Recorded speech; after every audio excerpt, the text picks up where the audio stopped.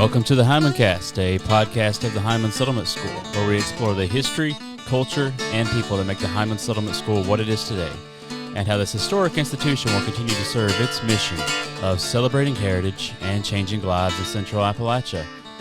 I'm Corey Terry, and welcome to episode number 30 of the HindmanCast, and it is officially summer here in Hindman, and it's July now. And that means our gardens are coming in hot and coming in fresh, full of wonderful produce. And so that means that it is a great time to talk about all things farmers market and growing. And that is what we're going to do today here on the HindmanCast. Our Foodways Program Director, Rebecka Fugate, is going to sit down with Jennifer Weeber, who works with the Community Farm Alliance, and we've worked with a lot of projects with her through the years, and she has been pivotal assistance in helping with our farmers market and all the different things that we do with the farmers market to address food insecurity here in our region, the different programs that are available for that. And Jennifer has just been an excellent resource over the years in all things farmers market and food. And we definitely appreciate her and appreciate her coming on the podcast today. And after we recorded this episode, we actually headed straight down to the farmers market here in Hindman and on our campus, and we had a canning event there, and it was a wonderful time. The farmers market was absolutely packed, and it was a great time. So I will, when we wrap up at the end of this episode, I'll put some pictures over top of the video and show you the activities of the day there. But until then, let's get to the episode and interview here with Jennifer. Hey y'all, I'm Rebecka Fugate, Foodways Program Director at Hindman Settlement School, and welcome to HindmanCast. We're here today with Jennifer Weeber from Community Farm Alliance, and we'll be talking about something that's in both of our hearts, farmers markets, and how CFA supports our small markets here in the region. Jennifer, if you want to start off by telling us a little bit about yourself. Sure. As you said, I'm Jennifer Weeber. My current work at CFA is as a local food coordinator, so I work on strengthening the local food system here in eastern Kentucky, identifying farmers, connecting them to resources, helping to create and sustain direct markets like farmers markets. Going to farmers markets, one of my favorite things to do. And then also engaging consumers so that there is folks in the community who are interested in and able to purchase local food. I live over in Perry County, and I've been with CFA for about 6 years. And wow. Yeah.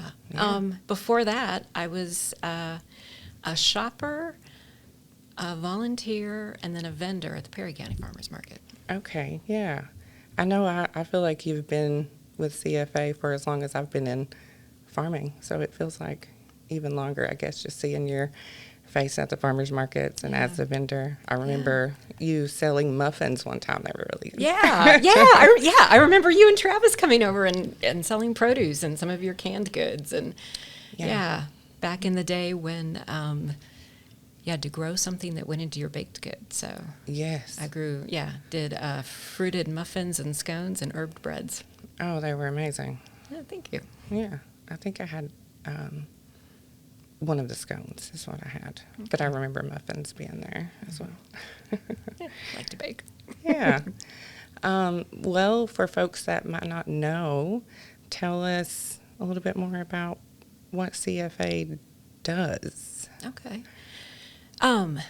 We are actually celebrating our 40th anniversary this year. Yeah, we were born in the middle of the 80s farm credit crisis by a group of small-scale farmers coming together to say, hey, we need some folks looking out for small-scale farmers across Kentucky. And so then over the last 40 years, our work has focused on supporting small and mid-sized farms across Kentucky, as well as the eaters that support those farms. So we're involved in policy and advocacy work that is focused on supporting small-scale farms. I think one of our signature wins is that our members were instrumental in developing the structure for the tobacco settlement funds, which then became the Kentucky Ag Development Fund, CAPE funds in counties, that sort of thing, which helped to diversify Kentucky ag after the tobacco buyout, and also I think has really supported local food systems across the state, particularly farmers markets. Yeah. We do a lot of work, as you mentioned, with farmers markets, and we'll get into that. We facilitate the farm to school network in Kentucky, and just do a lot of work in trying to connect farmers to resources to scale up their business and market channels. And then we also are doing work around making the Kentucky agricultural landscape fair for all. So it doesn't matter who you are, you can farm, you can access local food, all that good stuff. That's so much stuff that CFA does. Indeed. Well, and we're a membership organization, so Yeah. this is what we do comes from the ground up from our members. And they're doing a lot of the advocacy. I mean, there's nothing, in my opinion, more powerful than a farmer going to Frankfurt or to DC and saying, this is a program that really helps me. This is how it helps me on my farm and in my community and the other farmers in the state. And I think that's really wonderful. It is. It's so powerful hearing the story directly from the members. Mm-hmm. Yeah. Absolutely. Yeah. Do you know how many members y'all have? Or you don't have to say numbers. I'm not certain right now. But yeah. And then you mentioned Kentucky. Is your all's work just in Kentucky, or is it regional as far as like farmer support or farmers markets? It is just Kentucky. Okay. We partner with some national organizations, and we have provided technical assistance to some other farmers markets or farmers market associations in other states, but our work is focused just on Kentucky. Cool. Well, let's bring it a little bit closer into Knott County, right where we are. Yay! One of the most visible things that I see is the work with senior vouchers. Mm-hmm. The Kentucky Department of Ag gives the $50, and then the Kentucky Double Dollars program gives $50 more for seniors, mm-hmm. low-income seniors mm-hmm. in the community. I'm just thinking about 20 or 30 seniors lined up at the farmer's market every week. Mm-hmm. Mm-hmm. Yes, they're in line. They're utilizing those vouchers. It's just amazing. Mm-hmm. And then the rates, we give out, I'm not good with numbers. I don't even know how many we gave out. I guess I should have a cheat sheet, but I don't. But anyway, what do you have to say about the senior vouchers program? I think it's an incredible program, and you just mentioned 20 or 30 seniors lined up here. I mean, that's all over the place. It's Perry County, Letcher County, yes, all over the place. I really think that this program is a win-win. One, seniors get that fresh produce that is good for their health. I also think, I know I've seen a lot of seniors come in who aren't able to garden or aren't able to garden on the scale they used to garden, but they grew up, they've lived their whole lives eating fresh vegetables, cooking from scratch, preserving, and I think these funds help a lot of them to continue to do that, even though they can't raise 500 linear feet of green beans anymore. They can go get a bushel at the market. So I think that's good for nutrition, for remaining active, for connecting to your foodways for our seniors.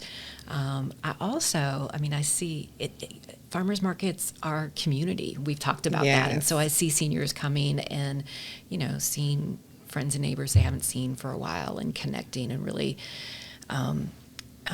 getting their emotional and social health needs met as well. And then, the farmers this increases the consumer or the customer base for our farmers. So I don't know how many cards are given out either. Yeah. But because I'm not that great with math, but $50. Yes. So if you give out 100 cards, that's $5,000 extra coming into the market. You've double that. That's $10,000 extra coming. That's a significant impact for a small market like here in Knott County or in Perry or Breathitt or any of the markets around in this region, I think. Yeah, it is. And our sales increase each year by, like $10,000. And most of that, at least half of that, is from the seniors' vouchers. Mm-hmm. And it's going directly to the farmers. Mm-hmm. Yeah. Mm-hmm. Our small market, we have a little space set up with chairs, and the seniors come and they stay the entire 2 hours just watching, talking about turkey crawl beans or whatever variety they grew up with, and just chit-chatting and asking why so-and-so isn't there. It's just a good connection for them, a good community space. I love it. I know. I do too. Love it. I do too. Yeah. Yeah. Yeah, I think there are so many benefits of that program that go beyond giving somebody money. Yes. Yeah, there really is. And like I said, each week it's just so rewarding, just watching and hanging out. Mm-hmm. And I also have a senior who is a vendor at the market, and she sells baked goods. And it's just amazing to see. She actually now brings her daughter to sell her baked goods, and she sits and chit-chats, and she'll say, I made that. But she's 89 years old, and yes. I bet that keeps her going. Yeah, it does. And she knows when one of the seniors isn't at the market that week and checks in on them. She'll give them a call. It's amazing community for them. Mm-hmm. Yeah. Yep. Now let's talk about SNAP double dollars at the market. Okay. Jennifer, mm-hmm. What is the process for a customer to come to the market and spend SNAP? It is, I think it's a relatively simple process, but I've been doing this for a while, so I know that it can seem kind of foreign because it's not how you spend SNAP in a store necessarily. But if I have SNAP and I'm going to my local farmers market, I can go to the information booth or wherever the market manager is. So if I'm here in Knott County, I'm going to go see Ashley, mm-hmm. And she will swipe my card just like I might do at a store. And let's say I'm going to swipe my card for $12, and I'm going to get tokens that probably wooden tokens, I think, at most markets, that can be spent on anything at the market that is SNAP eligible. And in addition to that, I'm going to get $12 worth of green tokens that I can go around and buy fruits and vegetables. So for $12 on my card, I'm getting $24 worth of food, which is a great way to stretch my dollar, I think. And a great way to get fresh food, because I know that if I'm on SNAP, I am trying very hard to squeeze every calorie I can out of that small portion. And so a lot of times that has me buying processed foods or foods that aren't as healthy for me or my family. And this is a great way to do it. And I know that you can double up to $12. There are also some markets in this region, I can't remember if Knott County is one of them, who have a meat, eggs, and dairy program too. No, we don't. We don't have it. Okay. But for markets that do, like I think Perry and Letcher do, you could swipe your card for $20 and you get $20 worth of SNAP tokens to be able to use on any SNAP eligible item, $12 worth of green tokens to use on Kentucky raised fruits and vegetables, and then $8 worth of purple tokens to use on Kentucky raised meat, eggs, and dairy. Yeah. So again, it's a win-win. I mean, the family is getting some really good food, and it increases the customer base for that farmer. Yeah. Yeah. So, Hey, I just want to interrupt this interview real quick just to let you in on some important information about a new upcoming Foodways event that we have coming up on August 15th through the 17th. That's our new event called Larder and Lore, a celebration of provisions and preservations, and that is a full weekend of everything you need to know about canning. And we have that coming up. We're still ironing out all the details of the event, and registration for this event will be coming up soon. So please keep your eyes on the lookout for that, and join us on August 15th through the 17th for Larder and Lore. I know you mentioned it's a fairly simple process, but to me it seems like a lot. I've seen so many customers just say, I don't want to fool with that. yeah.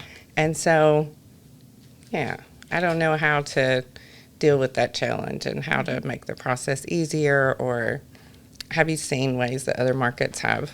Now I'm just trying to get advice for. Yeah, no, and that's perfect. Well, Yeah. and one of my caveats was it seems easy because we've done it for a number of years. Yes. And one of the things I've seen personally over at the Perry County Farmers Market is someone being willing to give it a try, and then they're like, oh, this is how it works, and I just got this whole bag of food for my family. And then the more they do it, the easier it becomes. Okay. And we've got some folks, and I would imagine you do too here in Knott County, and I know in other surrounding counties, who just regularly come in and swipe their card for $12 and are getting $24 to go shop. So I guess it's a leap of faith. Yeah. It's a leap of faith, but I think Yeah. what I have seen is that once folks do it, they come back and keep doing it. Yeah. And probably the best thing I've seen is folks who've taken that leap of faith and are kind of regularly doing it, evangelizing about it, letting other folks know, putting it on their Facebook page. Hey, that is probably the thing I've seen most successful. Yeah. Yeah. Well, that's good. Yeah. So I don't know if that's helpful. But It is. I think sometimes it's just, we try to, everyone goes to the same market manager table. right. And so I think sometimes it's just, I don't want to hold this line up, and it does take a little bit to swipe the card and give the tokens, and especially if you're new and trying to explain that, I think sometimes that is a little bit overwhelming. But yeah, we're getting through it. We have some regular customers that use it every week, so that's good. That's exciting. Yeah, it really is. I remember when I was first market manager for Hindman, I was an AmeriCorps Vista Yeah. in like 2016 or something. Yeah. Yeah. Yeah, and it was just cash sales only. Uh-huh. And I remember trying to get all of that. I seen other markets doing, the SNAP, and I was really trying to figure that out, but it was super intimidating. Uh-huh. Yeah, it was just like, oh, you have to wait 6 months, or, all these things. And I think I was the manager for 2 seasons then, and I don't think I ever did get it figured out on my own. So, yeah. But now CFA has guidance, step-by-step instruction on how to go about being able to take SNAP benefits at markets. So it's amazing. Well, thank you. Well, and I think, Yeah, I mean, CFA has been one of the groups out there pushing for markets to do this and providing technical assistance, and it is a lot. I mean, it's a lot. And I know that when we're working with a market, we really encourage folks to take on one program at a time. Yes. Because if you just, I know you want to serve everybody and you want to feed everybody and you want your farmers to have as much income as possible, but I think it's really helpful if you get good at one thing and then move on to the next. Yeah. You haven't mentioned, I mean, not only is it making certain that folks, that you give out the right stuff at the market, there's a whole bunch of reporting that goes on behind it. Yes. Because we're fortunate to have a variety of funders with, USDA, Yes. GUSNIP, the Kentucky Ag Development Board, some private funders who make this happen. And so, Yeah. and they want numbers. Yeah. But y'all do a great job with that. Yeah. Well, thanks to Ashley.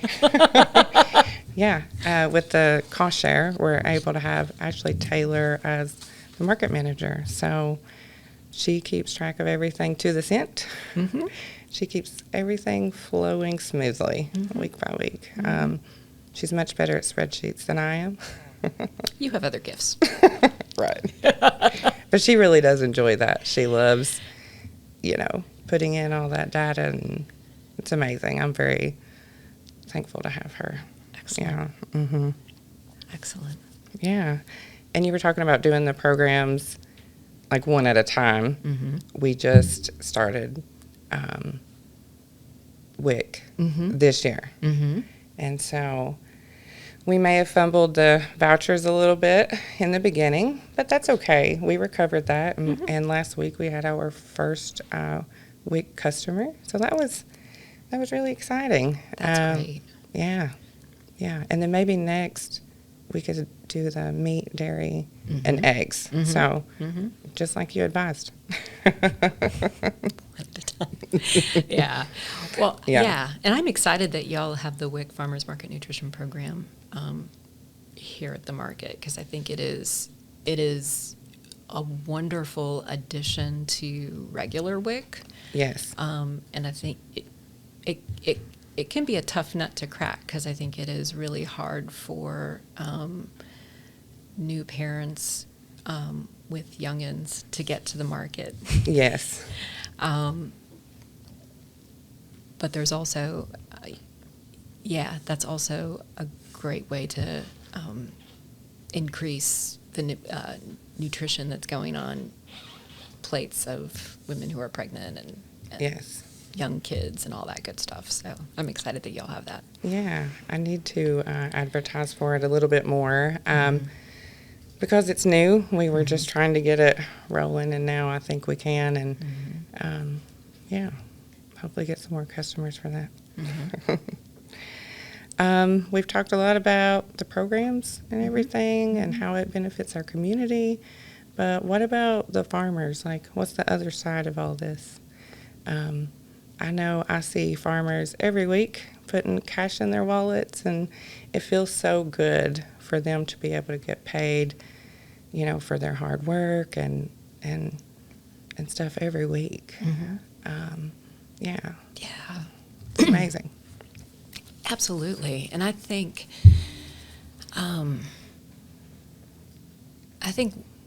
one of the things that any nutrition incentive program a market can bring to the table, whether it's Kentucky Double Dollars or whether, I know that Knott County has done a Diabetes Dollars local program before, Carrot Cash local program.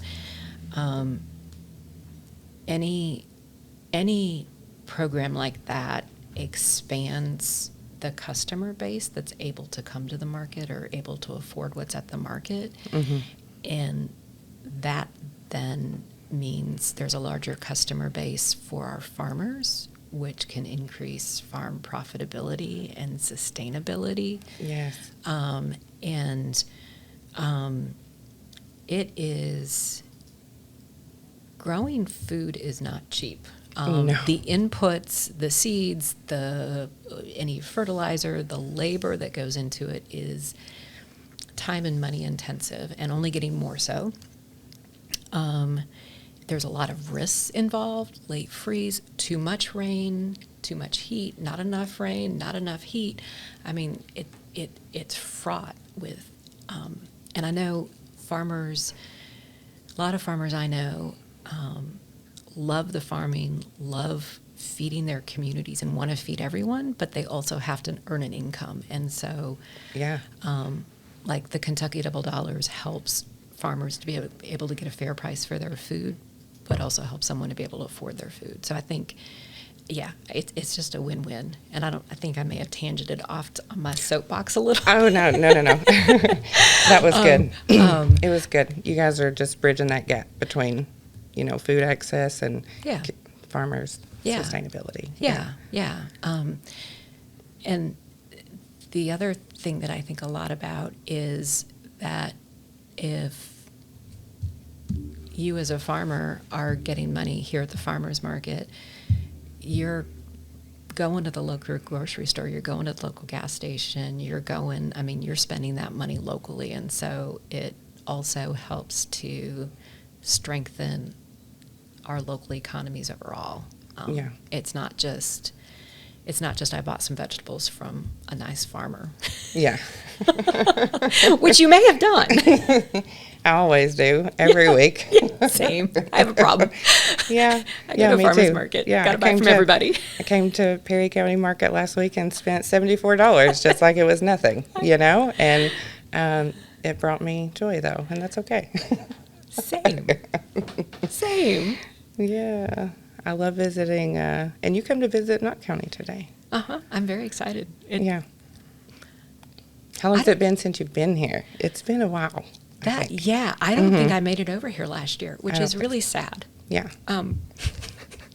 Because I live 20 minutes away. 25 minutes? No, it's the same. I usually visit Perry County Market about once a year. That's all that I can get there. Yeah. And it's 20 minutes. Yeah. But I was here in 23. A couple times in 2022. Yeah. Several times. Several times. Several times in 2022. Yeah. And several times along the way. Anyway. Yeah. Yeah. Speaking of 2022, I know. Do we even want to start talking about it? But I get a little bit emotional thinking about just in times of crisis, during COVID, during Eastern Kentucky floods, during everything, the recent storms. I feel like farmers markets and CFA are one of the first folks to stand up and, start providing support to farmers and community. And, how are you guys so adaptive like that? I think part of it is that CFA is born out of a group of farmers facing a crisis, and we've carried that through our history. And the disasters are coming a lot quicker than they used to. Yes.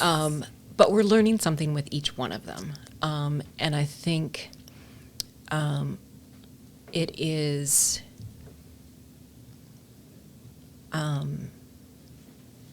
CFA overall can be somewhat flexible.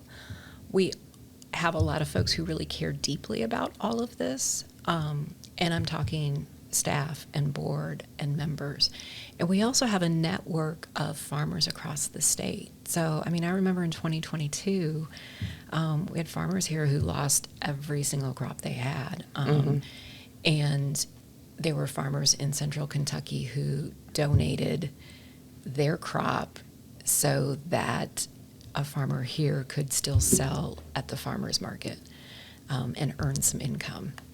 Yeah. And so I think part of it is that network and that caring and compassion and that recognition that the food system is fundamental. It's an essential service, as we learned in 2020. Yeah. But it's fundamental to our communities.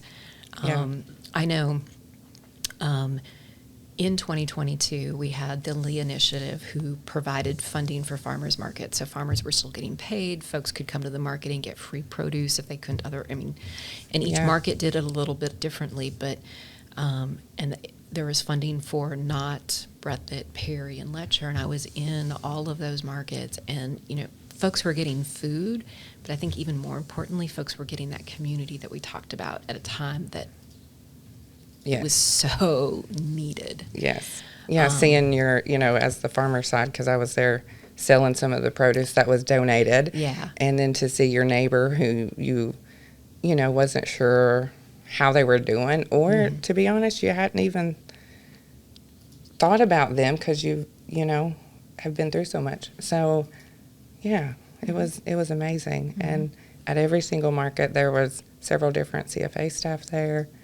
I really just think you have so many partnerships, and then we build these relationships. Like, I've known you for so many years now. I didn't realize it had been that long. I know.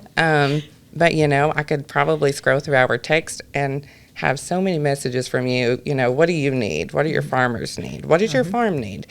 And I feel like you just ask those questions and figure it out. And it's, not just you, it's other CFA staff and members that just kind of show up. Yeah. So, yeah, it's amazing the work that you all do.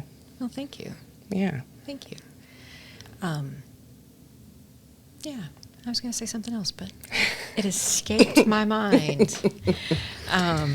Yeah. Well, before we wrap up, is there anything else that you want folks here in Knott County to know about CFA and how to support their local markets? Well, one, if I can make a pitch. Yes. CFA, we are a membership-based organization, and so we are always looking for members. If you are interested in what you've heard today, we are on Facebook, we are on Instagram, cfaky.org. You can see, you can visit our website and see what we're doing. And if you're a member, you have access to helping us formulate policy and advocating for it and doing all of that. And ultimately, that supports farmers across the state, and it supports our farmers markets. So I'll make that little pitch. Yeah, that's great. And then I think, visit your local farmers market, even if it's just once. Come out and see who's there, see your neighbors, see what's available. Buy something. I think you will fall in love with farmers markets and want to go to them all the time. Spend all your money there. Yeah, but also, one of the things I also like to do is if I travel, I like to go to the farmers market where I've traveled, and so it just becomes a habit to go to the farmers market wherever I am, and it's been a great way to